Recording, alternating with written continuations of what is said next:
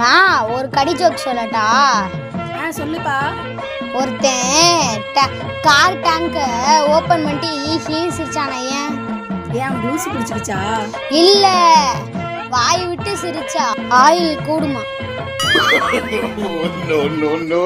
சாய்குரு, நான் உன்கிட்ட ஒரு கடி ஜோக் கேட்கிறேன், ஆன்சர் பண்ணு. சொல்லு. இட்லில இருந்து ஏன் ஆவி வருது சொல்லு. இட்லி இருந்து அவுச்சு எடுத்துட்டாங்க அதனால.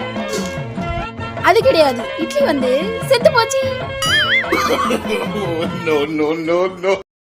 மா ஒருத்தன் பேங்க்ல கடன் அடைக்க சில்லறையா எடுத்துட்டு போனானே, ஏன் சொல்லு.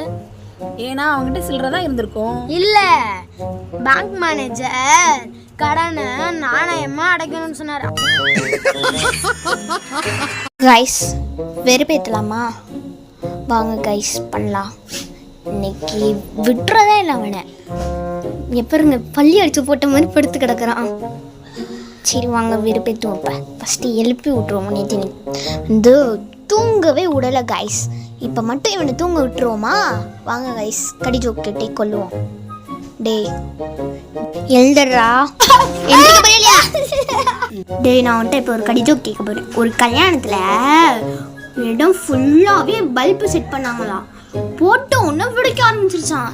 ஏன்? என்னவா இருக்கும் தெரில போ. ஏன்னா அது கொண்டு பல்பு.